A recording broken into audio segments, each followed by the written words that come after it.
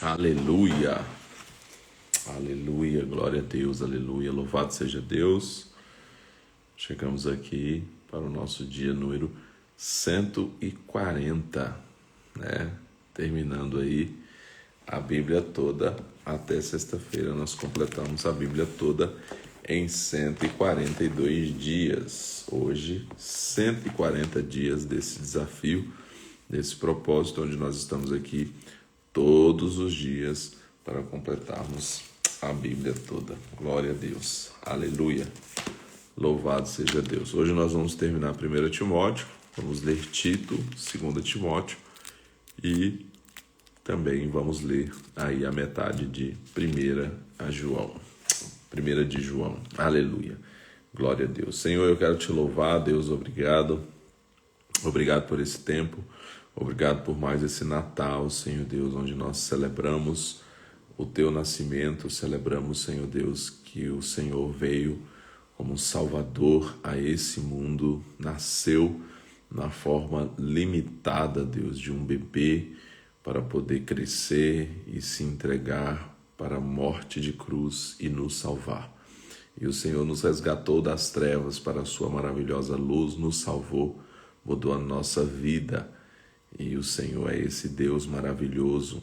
Um menino se nos deu, um menino nos nasceu, um filho se nos deu, e o principado estava sobre os seus ombros, e ele será chamado maravilhoso conselheiro, Deus forte, Pai da eternidade, príncipe da paz, e o aumento do seu governo será paz sem fim. E nós te louvamos, ó Deus, porque o Senhor é esse maravilhoso conselheiro, Deus forte, Pai da eternidade, príncipe da paz, que foi profetizado por Isaías e que veio, morreu, ressuscitou e que em breve voltará. Nós te damos graças porque estamos aqui vivendo a tua vontade, procurando o Senhor Deus estar nos teus caminhos e anunciá-lo até que o Senhor venha. Obrigado, Deus, por tudo que o Senhor tem feito nas nossas vidas e obrigado pela tua palavra, que é lâmpada para os nossos pés e a luz para o nosso caminho. E nós estamos aqui nos dedicando a conhecer mais e mais da tua palavra, em nome de Jesus. Amém, amém e amém. Glória a Deus. Então, 1 Timóteo, capítulos 5 e 6, completando aqui a carta de Paulo a Timóteo. 1 Timóteo, capítulo 5. Não repreendas asperamente um idoso, mas admoesta-o como se fosse seu pai, aos moços como a irmãos, às mulheres idosas como a mães, às moças como a irmãs, com toda a pureza. Honra as viúvas que verdadeiramente são viúvas. Se, porém, alguma viúva tiver filhos ou netos, aprendam eles primeiro a exercer piedade para com a sua própria família e a recompensar seus pais, porque isso é bom e agradável diante de Deus. Ora, a que é verdadeiramente viúva e desamparada, espera em Deus e persevera de noite e de dia em súplicas e orações, mas a que vive em prazeres, mesmo viva, está morta. Manda, pois, estas coisas, para que elas sejam irrepreensíveis. Se, porém, alguém não cuida dos seus parentes, principalmente dos da sua casa, negou a fé, e é pior que o incrédulo. Não seja inscrita viúva com menos de 60 anos, apenas a que tenha sido mulher de um só marido, recomendada pelo testemunho de boas obras, se criou filhos, se exercitou a hospitalidade, se lavou os pés dos santos, se socorreu os atribulados, se praticou toda sorte de boa obra. Rejeita, porém, as viúvas mais novas, porque quando se tornam levianas, contra Cristo querem casar-se, tendo já a sua condenação por haverem quebrado o seu primeiro compromisso. Além do mais, aprendem também a ser ociosas, andando de casa em casa, e não somente ociosas, mas também faladeiras e intrigantes, falando o que não devem. Quero, pois, que as mais novas se casem, tenham filhos, sejam boas donas de casa e não deem motivo ao adversário para falar mal delas, porque já algumas se desviaram, indo após Satanás. Se alguma mulher crente tem viúvas, socorra-as, e não se sobrecarregue a igreja, para que esta possa socorrer as que verdadeiramente são viúvas. Os presbíteros que governam bem sejam estimados por dignos de duplicada honra, principalmente os que trabalham na palavra e no ensino, porque diz a Escritura: não amordaçarás a boca do boi quando debulha, e digno é o obreiro do seu salário. Não aceites acusação contra um presbítero, senão com 2 ou 3 testemunhas. Aos que pecarem, repreende-os na presença de todos, para que também os outros tenham temor. Eu te exorto diante de Deus, de Cristo Jesus e dos anjos eleitos, que guardes estas instruções, nada fazendo com parcialidade. A ninguém imponhas precipitadamente as mãos, nem participes dos pecados alheios. Conserva-te a ti mesmo puro, não bebas mais água só, mas toma também um pouco de vinho, por causa do teu estômago e das tuas frequentes enfermidades. Os pecados de alguns homens são manifestos antes de entrarem em juízo, ao passo que os de outros manifestam-se depois. Da mesma forma também, as boas obras são manifestas antecipadamente, e as que não o são não podem ocultar-se. 1 Timóteo capítulo 6. Todos os servos que estão debaixo do jugo considerem seus senhores dignos de toda a honra, para que o nome de Deus e a doutrina não sejam blasfemados. E os que têm senhores crentes não os desprezem, porque são irmãos, antes os sirvam melhor, porque eles que participam do benefício são crentes e amados. Ensina e recomenda essas coisas. Se alguém ensina outra doutrina e não concorda com as sãs palavras de nosso Senhor Jesus Cristo e com a doutrina que é segundo a piedade, é soberbo e nada sabe, mas delira acerca de questões e contendas de palavras das quais nascem invejas, porfias, blasfêmias, suspeitas malignas, contendas de homens corruptos de entendimento e privados da verdade, cuidando que a piedade é fonte de lucro. De fato, grande fonte de lucro é a piedade com contentamento, porque nada trouxemos para esse mundo e nada podemos levar dele, tendo, porém, sustento e com que nos vestir, estejamos contentes. Os que, porém, querem ficar ricos, caem em tentação e em laço e em muitos desejos descontrolados e nocivos, os quais submergem os homens na ruína e perdição, porque o amor ao dinheiro é a raiz de todos os males, e nessa cobiça alguns se desviaram da fé e se atormentaram com muitas dores. Tu, porém, ó homem de Deus, foge dessas coisas e segue a justiça, a piedade, a fé, o amor, a paciência, a mansidão. Combate o bom combate da fé, toma posse da vida eterna, para a qual também foste chamado, tendo já feito boa confissão diante de muitas testemunhas. Exorto-te perante Deus, que todas as coisas vivifica, e de Cristo Jesus, que diante de Pôncio Pilatos deu o testemunho da boa confissão, que guardes este mandamento imaculado e irrepreensível até a vinda de nosso Senhor Jesus Cristo, que no tempo próprio há de ser revelada pelo bendito e único soberano, Rei dos reis e Senhor dos senhores, aquele que tem, ele só, a imortalidade e habita na luz inacessível, a quem nenhum dos homens viu nem pode ver. A ele seja honra e poder, sempiterno. Amém. Manda aos ricos deste mundo que não sejam altivos, nem ponham a esperança na incerteza das riquezas, mas em Deus, que abundantemente nos dá todas as coisas para delas usufruirmos. que façam o bem, sejam ricos de boas obras, generosos em dar e prontos a repartir, que acumulem para si mesmos um bom fundamento para o futuro, para que possam alcançar a vida eterna. Ó Timóteo, guarda o depósito que te foi confiado, evitando as conversas vãs e profanas e as oposições da falsamente chamada ciência, a qual, professando-a, alguns se desviaram da fé. A graça seja convosco.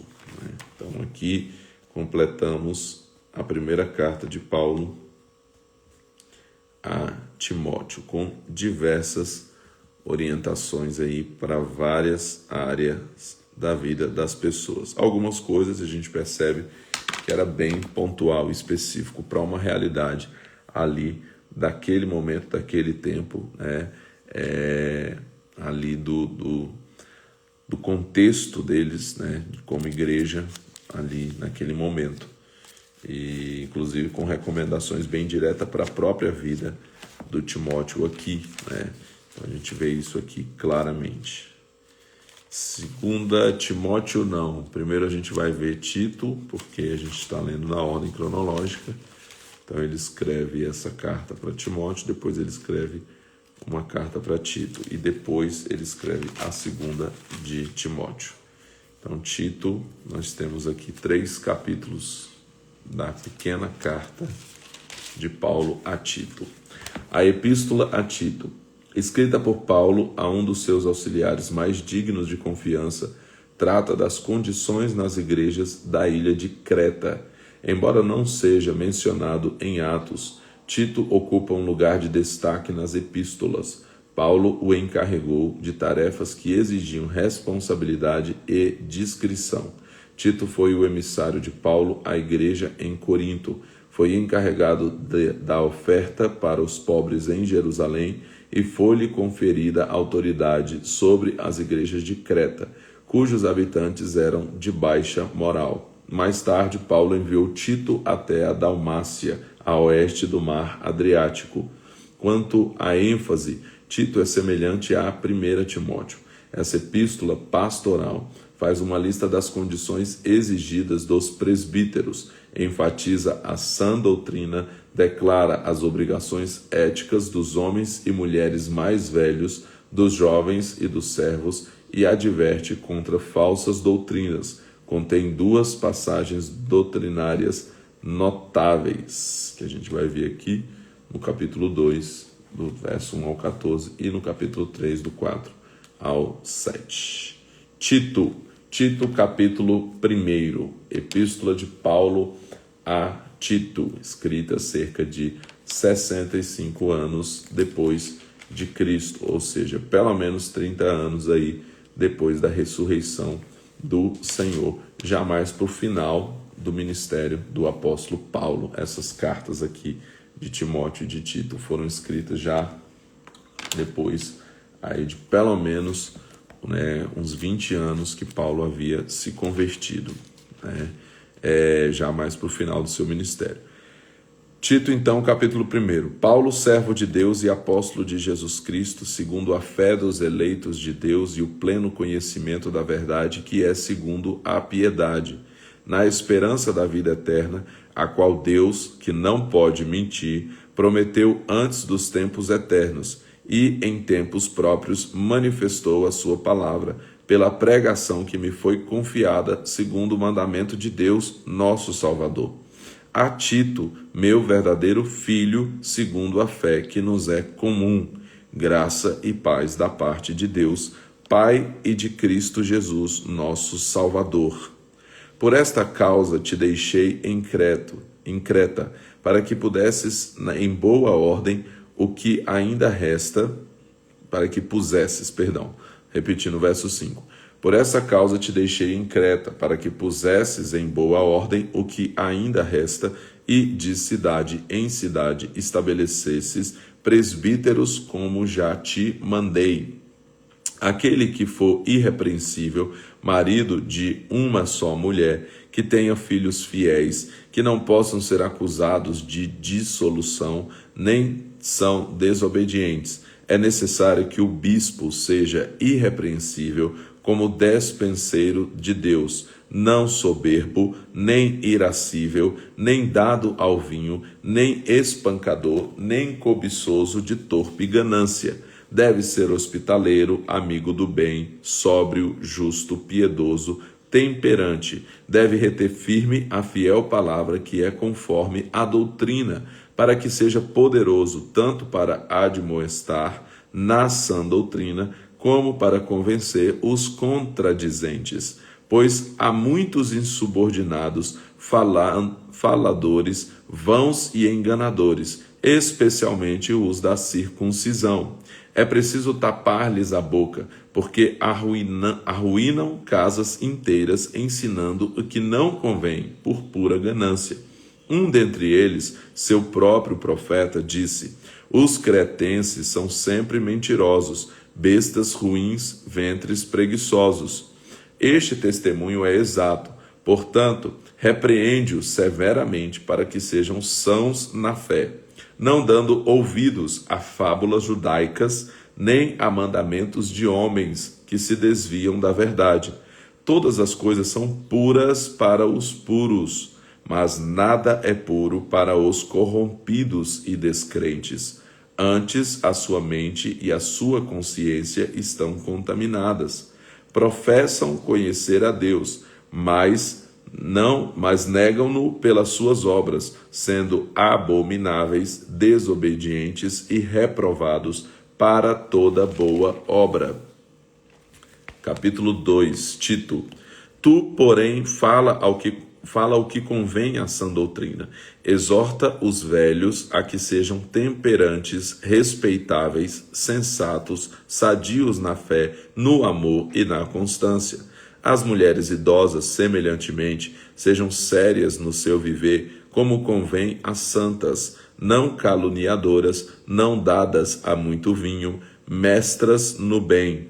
Então poderão ensinar as mulheres mais novas a amar seus maridos e filhos, a serem sensatas, honestas, boas donas de casa, bondosas, submissas a seus maridos, para que a palavra de Deus não seja difamada. Exorta semelhantemente os jovens a que sejam moderados. Em tudo te dá por exemplo de boas obras. Na doutrina mostra integridade, reverência, linguagem sã e irrepreensível, para que o adversário se envergonhe, não tendo nenhum mal que dizer de nós. Exorta os servos a que sejam obedientes a seus senhores, sendo-lhes agradáveis em tudo, não os contradizendo, não furtando, antes mostrando perfeita lealdade, para que assim tornem atraente em tudo o ensino de Deus, nosso Salvador. Pois a graça de Deus se manifestou, trazendo salvação a todos os homens.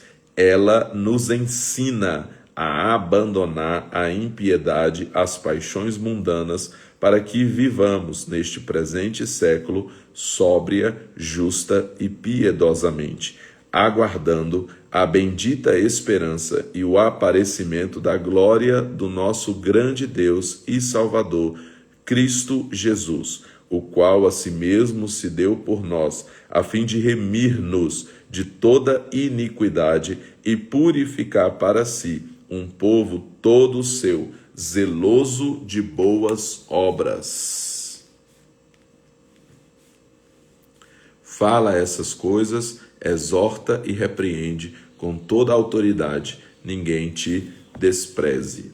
Então aqui eu gosto de enfatizar, eu já preguei algumas vezes em cima desse texto aqui de Tito 2, do 11 até o 14, que fala mais uma vez aqui sobre a questão da graça de Deus. Eu falei ontem, quando a gente comentou sobre a carta de Pedro, de como Pedro pontua ali a respeito daqueles que estavam fazendo da graça de Deus dissoluta, que estava ali fazendo dissolução da graça, fazendo aquilo que é chamado de graça barata, onde eles estavam ali achando que pelo fato deles serem salvos pela graça, eles poderiam viver de qualquer jeito. E Pedro vem pontuando e diz que esta é a verdadeira graça de Deus, depois de trazer todas as exortações de como que deve se comportar aqueles que são salvos. E aí Paulo faz algo parecido aqui, escrevendo a Tito. Ele diz aqui que a graça de Deus se manifestou trazendo salvação a todos os homens, mas que ela nos ensina a abandonar. Então eu algumas vezes já preguei sobre esse texto, inclusive semana passada, se eu não me engano, eu ministrei aqui falando sobre como que a graça ela nos convida a renunciar, né? E aqui ele deixa isso bem claro, né? Ela nos convida a deixar, nos ensina a abandonar a impiedade, as paixões mundanas, para que a gente viva neste presente século sóbria, justa e piedosamente, aguardando a bendita esperança e o aparecimento da glória do nosso grande Deus e Salvador, Cristo Jesus, o qual a si mesmo se deu por nós, a fim de remir-nos de toda iniquidade e purificar para si um povo todo seu, zeloso de boas obras.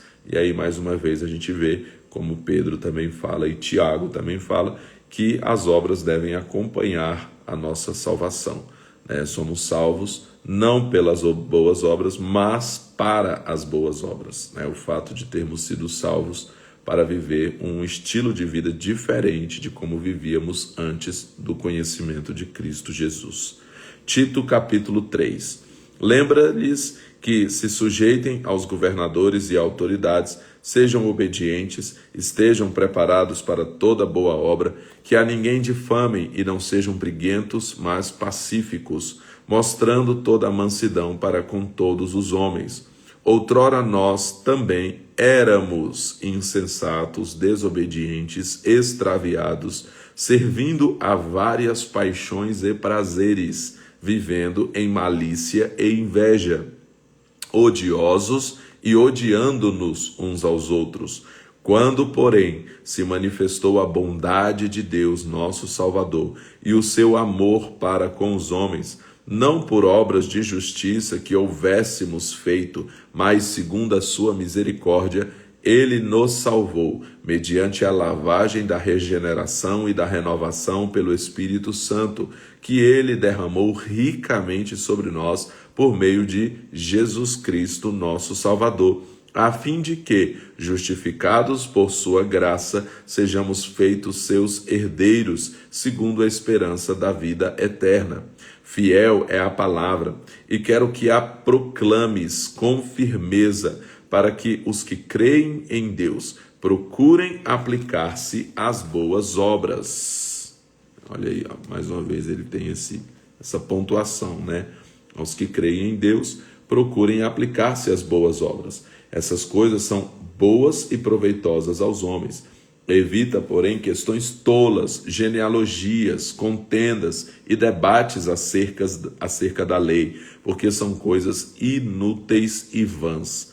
Ao homem que causa divisão, depois da primeira e segunda admoestação, evita-o, sabendo que esse tal está pervertido e vive pecando, e já por si mesmo está condenado. Quando te enviar Artemas ou Tíquico, procura vir ter comigo a Nicópolis, porque resolvi passar o inverno ali. Faze tudo o que puderes para ajudar a Zenas, doutor da lei, e a Apolo, para que nada lhes falte. Que os nossos também aprendam a aplicar-se às boas obras, para suprir as coisas necessárias, a fim de que não sejam infrutíferos. Saúdem-te todos os que estão contigo, saúda a quantos nos amam na fé. A graça seja com todos vós. Então, Tito aqui, né, é interessante também ele falando sobre essa mudança que eles tiveram. Ele diz aqui, nós éramos insensatos, desobedientes, extraviados, servindo a várias paixões e prazeres, vivendo em malícia e inveja, odiosos e odiando-nos uns aos outros. Quando, porém, se manifestou a bondade de Deus, nosso Salvador, e o seu amor para com os homens, não por obras de justiça que houvéssemos feito, mas segundo a sua misericórdia, Ele nos salvou mediante a lavagem da regeneração e da renovação pelo Espírito Santo, que se derramou ricamente sobre nós por meio de Jesus Cristo, nosso Salvador, a fim de que, justificados por sua graça, sejamos feitos seus herdeiros, segundo a esperança da vida eterna. Fiel é a palavra e quero que a proclames com firmeza, para que os que creem em Deus procurem aplicar-se às boas obras. Então ele deixa bem claro que não fomos salvos pelas boas obras, mas que somos salvos para as boas obras e que devemos nos aplicar a elas. Aí voltamos então agora para 2 Timóteo. Lemos os 3 capítulos de Tito. Registrar aqui. 25. E agora nós vamos para 2 Timóteo. A segunda epístola a Timóteo, provavelmente a última carta de Paulo, foi escrita quase no final do reinado de Nero. Diferente da primeira carta a Timóteo, a segunda é menos formal que as outras 2 epístolas pastorais e muito mais pessoal. Na primeira carta a Timóteo, Paulo fala como se fosse um homem livre, esperando logo estar com seu filho na fé. Aqui, nessa segunda, ele diz que o tempo da sua partida está próximo. Paulo, além de estar na prisão, fora abandonado pela maioria de seus amigos. Essa epístola inclui o mais detalhado relato paulino sobre as condições que prevalecerão na terra durante os últimos dias. Então, já mais para o final da vida do apóstolo Paulo, nós temos aí essa escrita que é, então, a última carta, provavelmente a última carta que o apóstolo Paulo escreveu, e justamente por isso também ela tem muito a nos revelar aí a respeito desse ministério tão importante do apóstolo Paulo. 2 Timóteo, capítulo 1. Paulo, apóstolo de Cristo Jesus, pela vontade de Deus, segundo a promessa da vida que está em Cristo Jesus, a Timóteo, meu amado filho, graça, misericórdia e paz da parte de Deus Pai e de Cristo Jesus, nosso Senhor. Dou graças a Deus, a quem desde os meus antepassados sirvo com uma consciência pura, de que sem cessar faço menção de ti nas minhas orações, noite e dia. Lembrando-me das tuas lágrimas, desejo muito ver-te, para me encher de alegria, trazendo à memória a fé não fingida que há em ti, a qual habitou primeiro em sua avó Lóide e em tua mãe Eunice, e estou certo de que também habita em ti. Por esse motivo eu te exorto que despertes o dom de Deus que há em ti, pela imposição das minhas mãos. Então o dom pode ser despertado, Por mais que exista o dom ali, que a gente tenha recebido, ele precisa ser despertado. Então Paulo está dizendo aqui para que Timóteo desperte o dom que há nele pela imposição das suas mãos, Então é algo que depende de nós, muitas vezes também despertar um dom que está em nós através do nosso posicionamento em Deus. Porque Deus não nos deu o espírito de timidez, mas de poder, de amor e de moderação. Portanto, não te envergonhes do testemunho de nosso Senhor, nem de mim, que sou prisioneiro seu. Antes participa comigo das aflições do Evangelho, segundo o poder de Deus, que nos salvou e chamou com sua santa vocação, não segundo as nossas obras, mas segundo o seu próprio propósito e a graça que nos foi dada em Cristo Jesus antes dos tempos eternos, e que agora se manifestou pelo aparecimento de nosso Salvador Cristo Jesus, o qual destruiu a morte e trouxe à luz a vida e a imortalidade pelo Evangelho, do qual fui constituído pregador, apóstolo e mestre. Por esse motivo sofro também essas coisas, mas não me envergonho, porque eu sei em quem tenho crido e estou certo de que Ele é poderoso para guardar o meu depósito até aquele dia. Conserva o modelo das sãs palavras que de mim tens ouvido, na fé e no amor que há em Cristo Jesus. Guarda o bom depósito mediante o Espírito Santo que habita em nós. Bem sabes isto, que todos os que estão na Ásia me abandonaram, entre eles Figelo e Hermógenes. O Senhor conceda misericórdia à casa de Onesíforo, porque muitas vezes ele me reanimou e não se envergonhou das minhas algemas. Antes, vindo ele a Roma, diligentemente me procurou e me achou. O Senhor lhe conceda que naquele dia ache misericórdia diante do Senhor, e quantos serviços me prestou ele em Éfeso, melhor o sabes tu. 2 Timóteo capítulo 2. Tu, pois, meu filho, fortifica-te na graça que há em Cristo Jesus. E o que de mim, através de muitas testemunhas, ouviste, confia-o a homens fiéis, que sejam idôneos para também ensinarem os outros. Sofre, pois, comigo as aflições, como bom soldado de Cristo Jesus. Nenhum soldado em serviço se embaraça com o negócio desta vida, a fim de agradar aquele que o alistou para a guerra. Igualmente, o atleta não é coroado se não lutar legitimamente. O lavrador que trabalha deve ser o primeiro a participar dos frutos. Considera o que digo, porque o Senhor te dará entendimento em tudo. Lembra-te de que Jesus Cristo, que é da descendência de Davi, ressurgiu dentre os mortos, segundo o meu evangelho, pelo qual sofro a ponto de ser preso como malfeitor. Mas a palavra de Deus não está presa.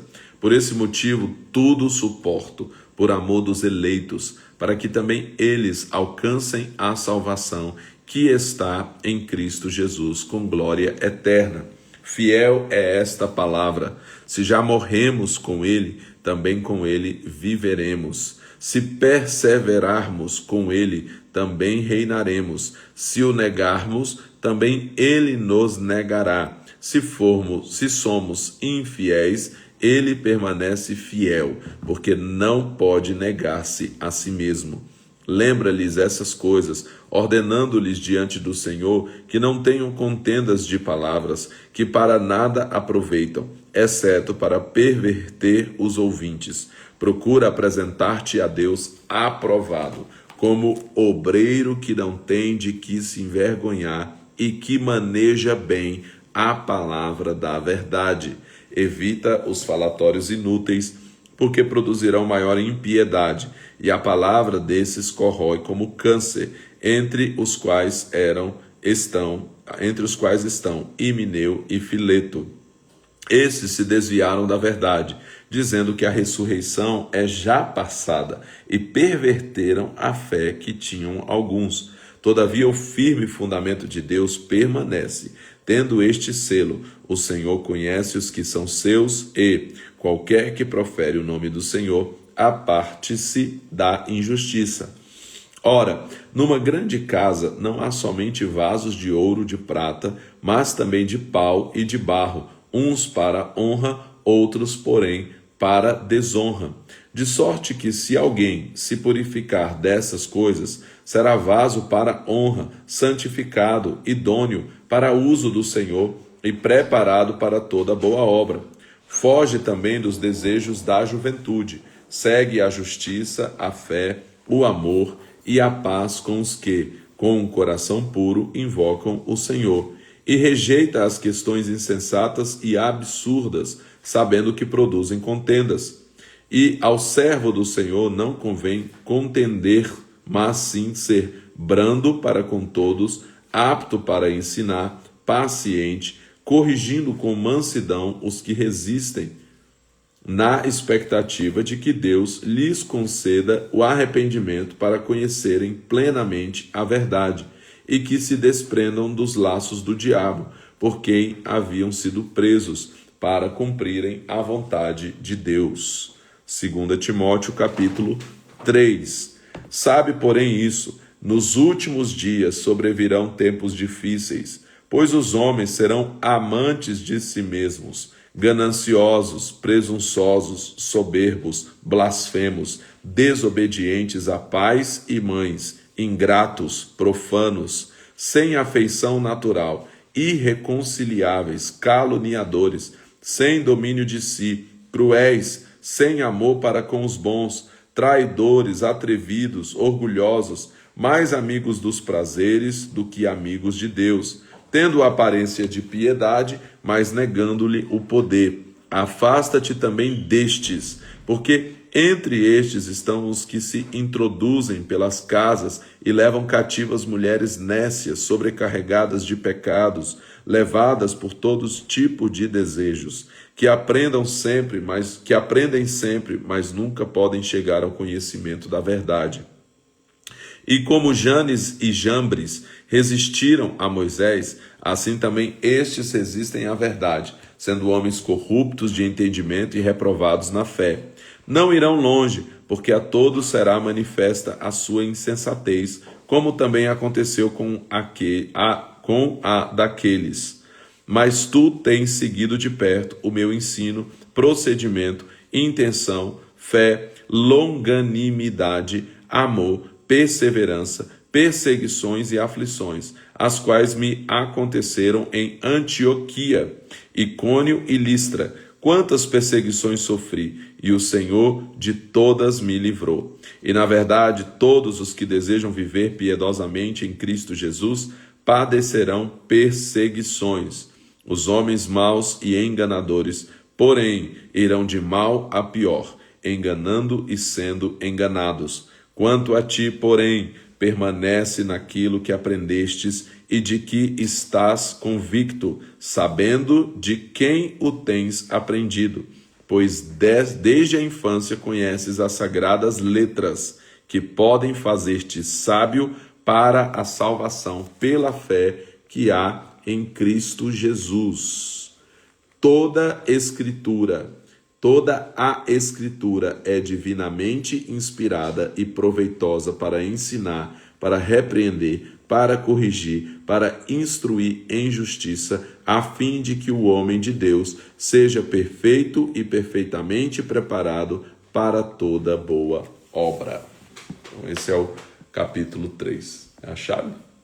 Acho que a minha está lá no closet.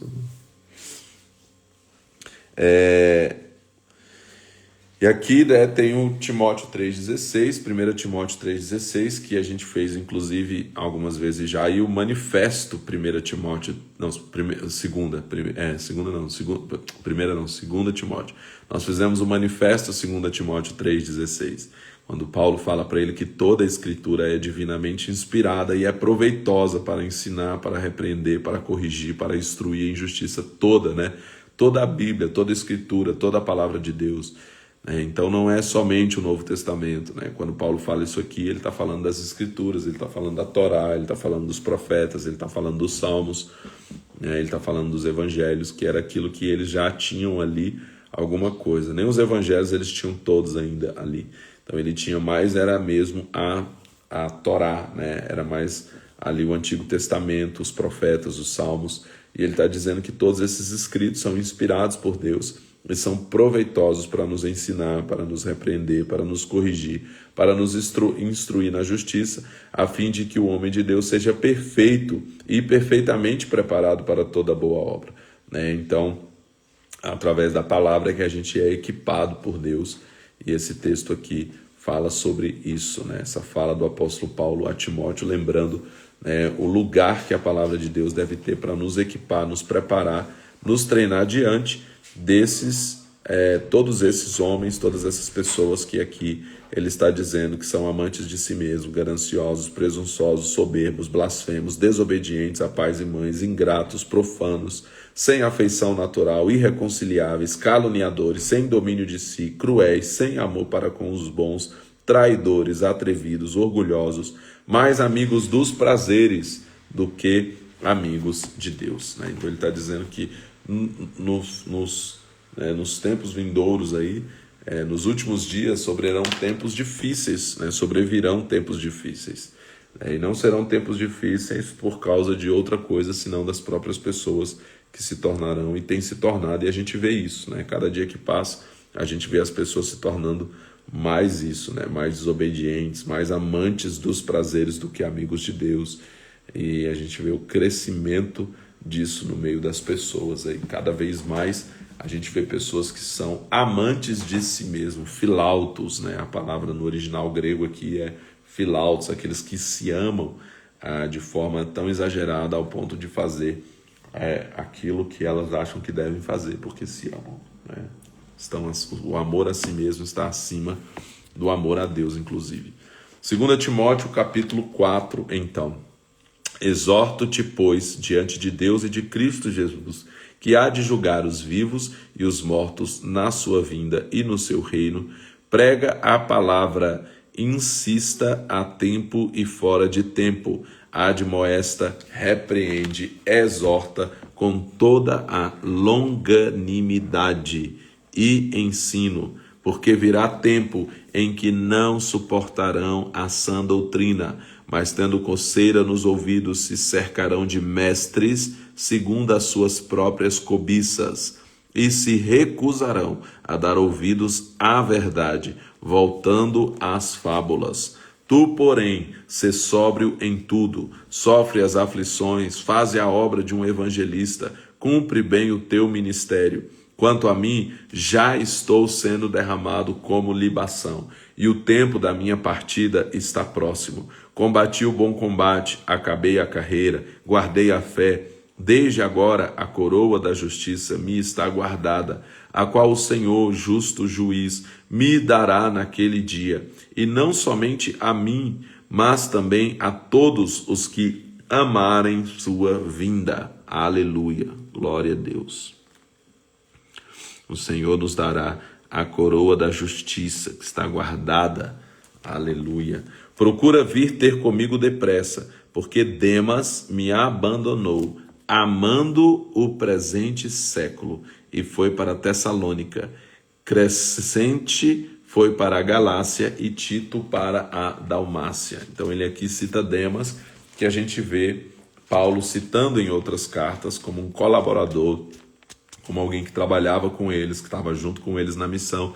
Aí agora nós vemos aqui Paulo dizer que este Demas amou mais a este mundo, né? Abandonou, amando mais ao presente século. E aqui mostra o retrato, né, de pessoas que realmente nos abandonam, aí, que abandonam a missão, abandonam o propósito ao longo do tempo por causa do amor a esse mundo, né? Então Demas representa esse. Verso 11, e também Demas é uma demonstração de que é possível, né? Que pessoas que um dia estiveram entregando, que um dia estiveram servindo ao Senhor, decidam não mais e voltem atrás e desistam, né? É possível que isso aconteça também, mostra que o poder da escolha, da decisão, e alguém que estava servindo a Deus, que era salvo, mas que depois ama mais o mundo e abandona aí a missão. Verso 11. Só Lucas está comigo. Toma Marcos e traze-o contigo, porque me é muito útil para o ministério. E aqui a gente tem outra revelação interessante.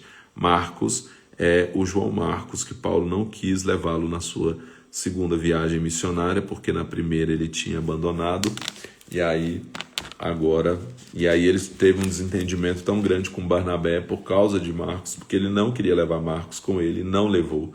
Agora, no final da sua vida, ele reconhece que Marcos lhe é útil para o ministério, reconhece o ministério de Marcos, né, o chamado de Marcos, que é o autor do Evangelho de Marcos, né? Então esse que ele não quis levar ali na sua viagem, depois se tornou o autor do Evangelho de Marcos, alguém útil para o ministério. Verso 12. Quanto a Tíquico, enviei-o a Éfeso. Quando vieres, traze a capa que deixei em Troade, na casa de Carpos, e os livros, principalmente os pergaminhos. Alexandre, o latoeiro, causou-me muitos males. O Senhor lhe pague segundo as suas obras. Tu também te guarda dele, porque resistiu muito às nossas palavras. Ninguém me deu assistência na minha primeira defesa. Antes todos me desampararam. Que isso não lhe seja cobrado. O Senhor, porém, esteve ao meu lado, me apoiando e me fortaleceu, para que por mim fosse cumprida a pregação e a ouvissem todos os gentios. E fiquei livre da boca do leão.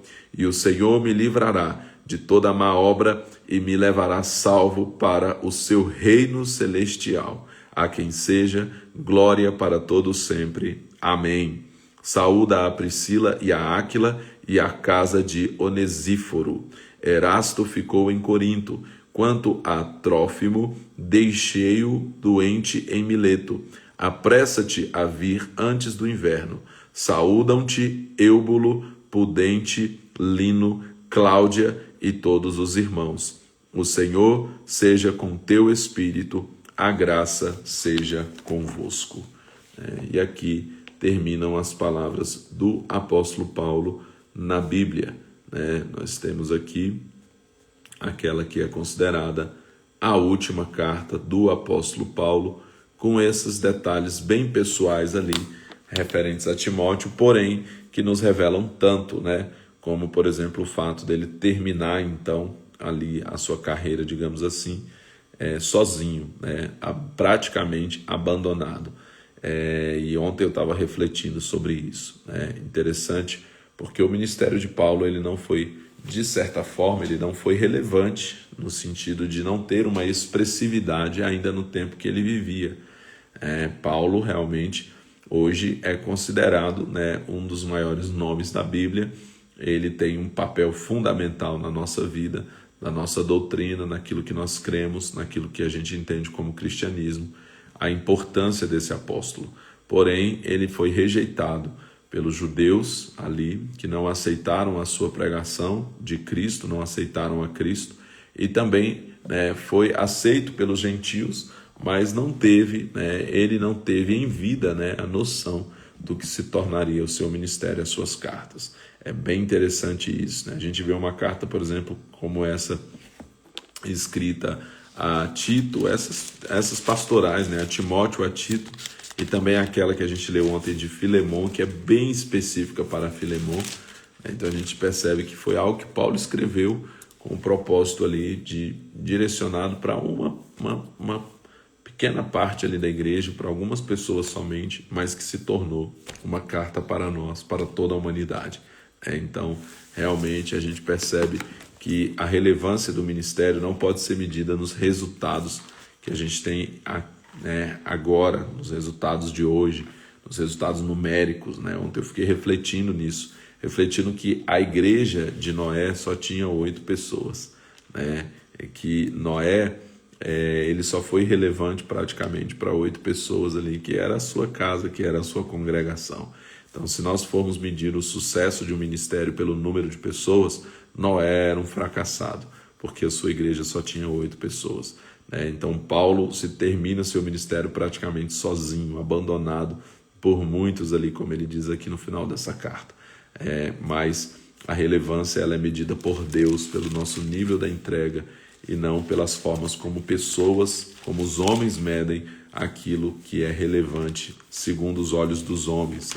Então, fica aí essa importante lição do apóstolo Paulo, e que sejamos relevantes aos olhos de Deus, que sejamos realmente aquilo que Deus deseja que a gente seja, com toda a força.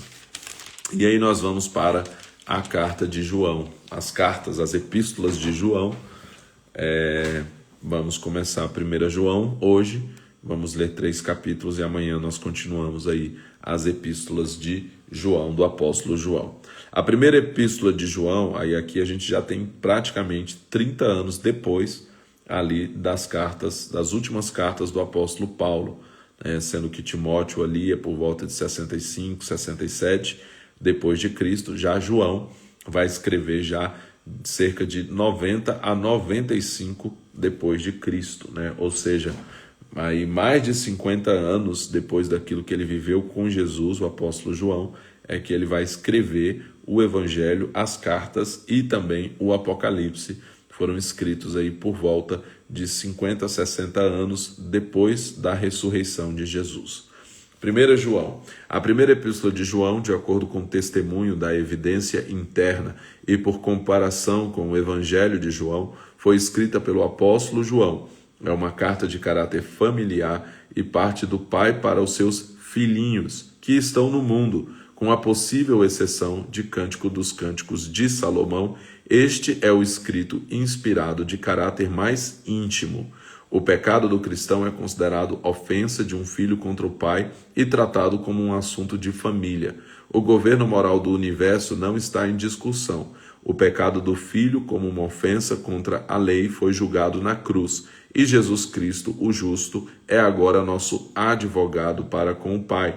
O Evangelho de João nos faz entrar na casa do Pai. Sua primeira epístola faz que ali nos sintamos em nosso próprio lar.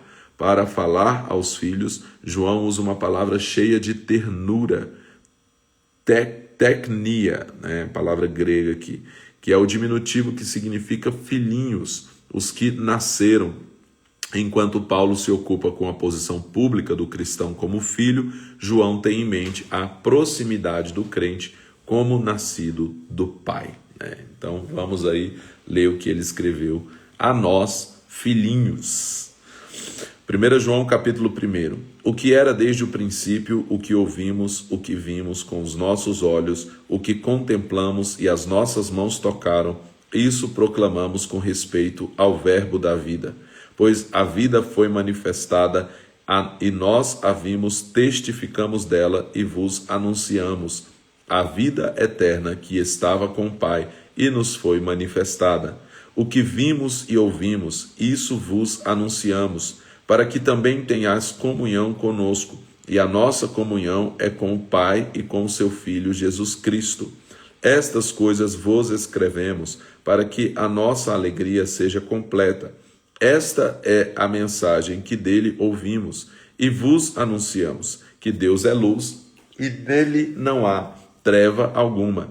Se dissermos que temos comunhão com ele, mas andarmos nas trevas, mentimos e não praticamos a verdade. Se, porém, andarmos na luz, como ele na luz está, temos comunhão uns com os outros, e o sangue de Jesus Cristo, seu Filho, nos purifica de todo pecado.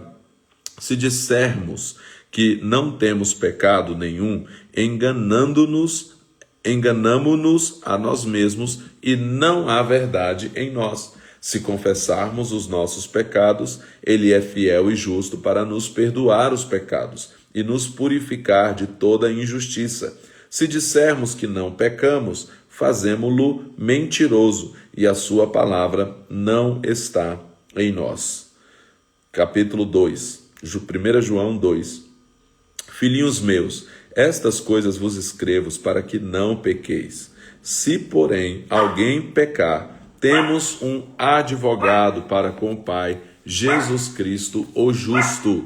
Ele é a propiciação pelos nossos pecados, e não somente pelos nossos, mas também pelos de todo o mundo. E nisso sabemos que o conhecemos, se guardarmos os seus mandamentos.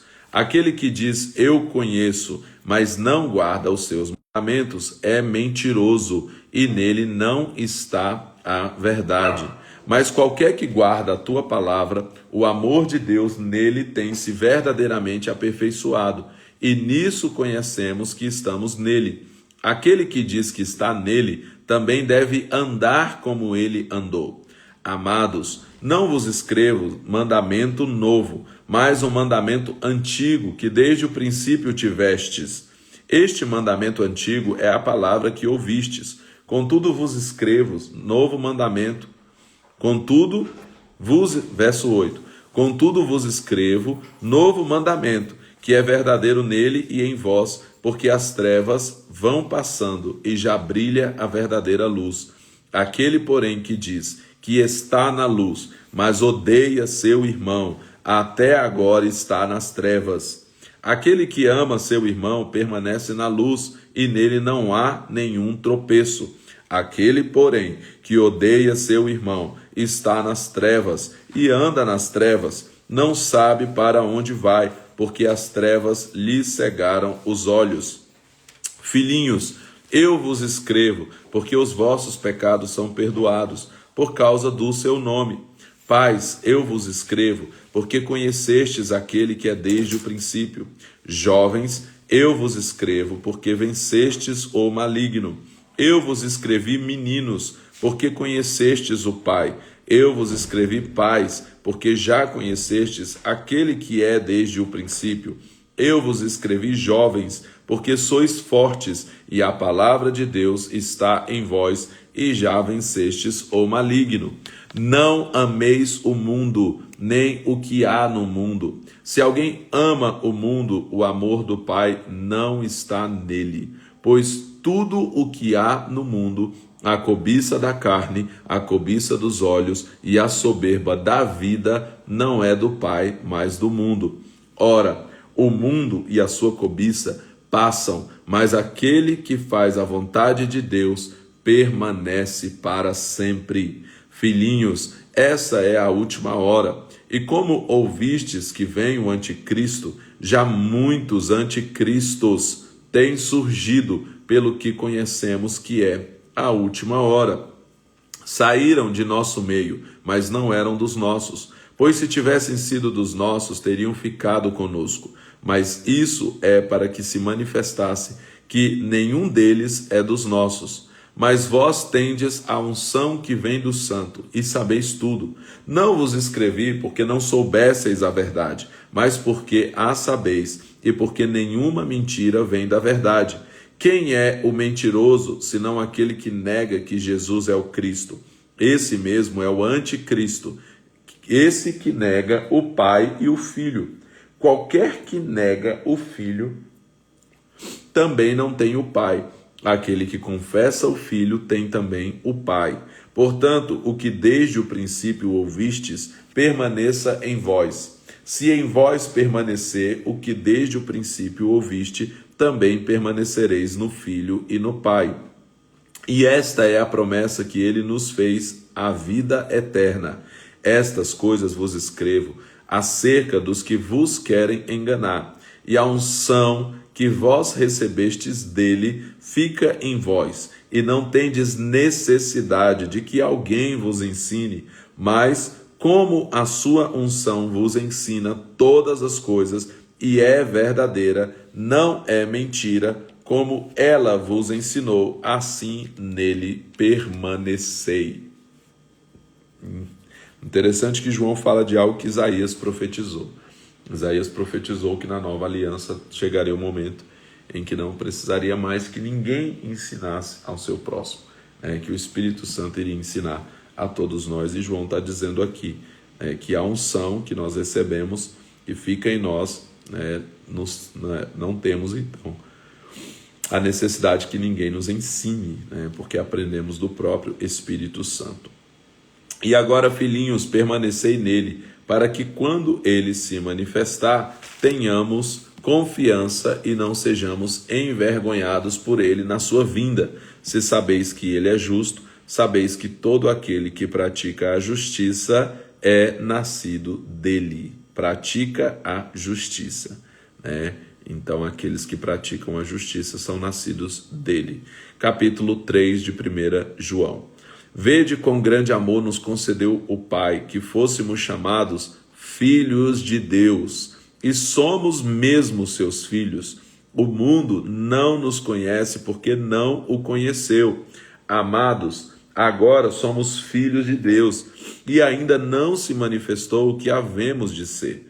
Mas sabemos que, quando ele se manifestar, seremos semelhantes a ele, porque assim como o veremos, e todo o que nele tem esta esperança purifica-se a si mesmo, como também ele é puro. Então, se nós temos a esperança de uma manifestação de Deus, onde nós seremos totalmente semelhantes a ele, nós então nos purificamos. E João está dizendo isso aqui. Todo aquele que comete pecado transgride a lei, pois o pecado é a transgressão da lei. E bem sabeis que ele se manifestou para tirar os nossos pecados, e nele não há pecado. todo aquele que permanece nele não vive pecando. Todo o que vive pecando não o viu, nem o conhece. Então entenda que João diz lá que, né, todos pecam, né? Então ele está dizendo lá, antes que nós lemos aqui, né, que aquele que diz que não tem pecado é mentiroso. Então peca, mas aqui o ponto é, não vive pecando. Essa é a diferença de alguém que nasceu de novo. Uma pessoa que nasceu de novo, ela não vive pecando.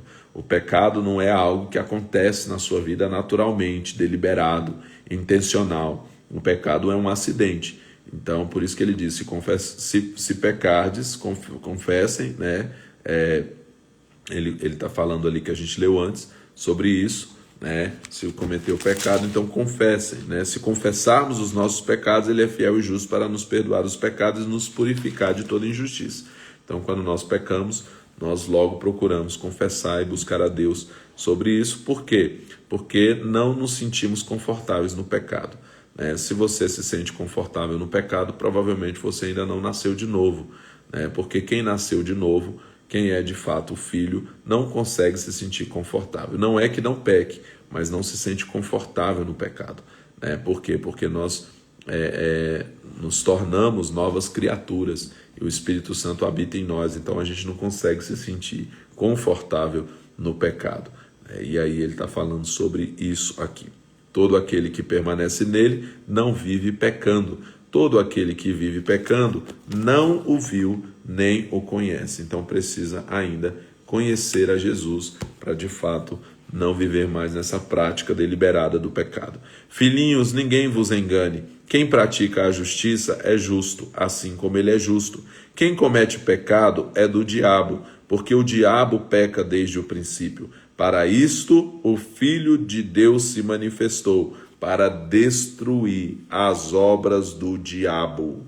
Aleluia. O aleluia é por minha parte, não está escrito aqui. Verso 9. Aquele que é nascido de Deus não vive na prática do pecado, porque a semente de Deus permanece nele. Não pode continuar pecando, porque é nascido de Deus. Nisto são manifestos os filhos de Deus e os filhos do diabo. Ele fala a diferença aqui, 2 pontos. Quem não pratica a justiça não é de Deus, nem aquele que não ama seu irmão. Então, como sabemos que alguém é de Deus? Não é porque essa pessoa vai para a igreja, não é porque essa pessoa, né, toma ceia, não é porque essa pessoa se batizou nas águas, né, não é porque essa pessoa tem versículo bíblico no seu perfil da internet, né, não é porque essa pessoa ouve música gospel, não é por causa de nada disso, é porque essa pessoa pratica a justiça, ou seja, procura obedecer a Deus e ama ao seu irmão. Então ele está dizendo isso aqui. Nisto são manifestos os filhos de Deus e os do diabo. Quem não pratica a justiça não é de Deus, nem aquele que não ama seu irmão. 11. Esta é a mensagem que ouviste desde o princípio, que nos amemos uns aos outros, não sendo como Caim, que era do maligno e matou seu irmão. E por que o matou? Porque as suas obras eram más e as de seu irmão justas. Meus irmãos, não vos admireis se o mundo vos odeia. Nós sabemos que já passamos da morte para a vida, porque amamos os irmãos. Quem não ama, permanece na morte. Todo o que odeia a seu irmão é homicida, e vós sabeis que nenhum homicida tem a vida eterna permanente em si. Nisto conhecemos o amor, que Cristo deu a sua vida por nós, e devemos dar a nossa vida pelos irmãos. Então ele diz que é homicida aquele que odeia. Por quê? Porque, na verdade, o que odeia de verdade, né, ele deseja a morte de quem ele odeia. E aí Jesus disse que o desejo do coração já é ali, como aquele que deseja que o outro morra já está cometendo um homicídio ali dentro do seu coração, né? Então, já é considerado um homicida aqui, segundo as palavras de João. E aí o João 3,16 lá diz que Deus amou o mundo de tal maneira que deu o seu único filho para que todo aquele que nele crê não pereça, mas tenha a vida eterna. Agora 1 João capítulo 3, verso 16, eu falei esses dias numa pregação 3,16 que eu fiz, e falei dos textos de 3,16, de vários textos de 16, 3,16, e aí eu falei que esse 1 João 3,16 é a continuação lá do João 3,16, porque aí é a continuação disso. Nós fomos amados, nós fomos salvos, temos a vida eterna e nós precisamos também amar, né, dando também as nossas vidas pelos nossos irmãos, né? Então, 1 João 3,16, nisto conhecemos o amor que Cristo deu a sua vida por nós e devemos dar a nossa vida pelos irmãos. Quem tiver bens no mundo e vendo seu irmão necessitado fechar-lhe o seu coração, como estará nele o amor de Deus? Meus filhinhos, não amemos de palavra nem de língua, mas por obra e em verdade. Nisso conheceremos que somos de verdade e diante dele tranquilizaremos o nosso coração. Sabendo que se o nosso coração nos condena, maior é Deus do que o nosso coração e conhece todas as coisas. Amados, se o coração não nos condena, temos confiança para com Deus. E qualquer coisa que lhe pedirmos, dele a receberemos, porque guardamos os seus mandamentos e fazemos o que lhe é agradável. Ora, o seu mandamento é esse, que creiamos no nome de seu Filho Jesus Cristo e nos amemos uns aos outros, segundo o mandamento que nos ordenou. E aquele que guarda os seus mandamentos permanece em Deus, e Deus nele. E nisto conhecemos que ele permanece em nós, pelo Espírito que nos deu. Aleluia. Então nós vamos até aqui hoje. Primeira carta de João, e amanhã nós terminamos as cartas, as epístolas de João, e lemos Judas e começamos também Apocalipse amanhã, no penúltimo dia do desafio. Tudo isso aqui que nós lemos aqui nesses 142 dias, e falta isso aqui para a gente completar a Bíblia toda aí, e completamos aí depois de amanhã. Então ainda temos amanhã e depois de amanhã para completarmos a Bíblia toda em 142 dias. Glória a Deus, aleluia, louvado seja Deus. E aí semana que vem, quarta-feira, né, dia 1º, nós começamos então a Bíblia toda novamente, agora em 42 dias, né? Terminando essa contemporânea aqui, e começamos a NVT a partir de quarta-feira que vem, no desafio 42 dias.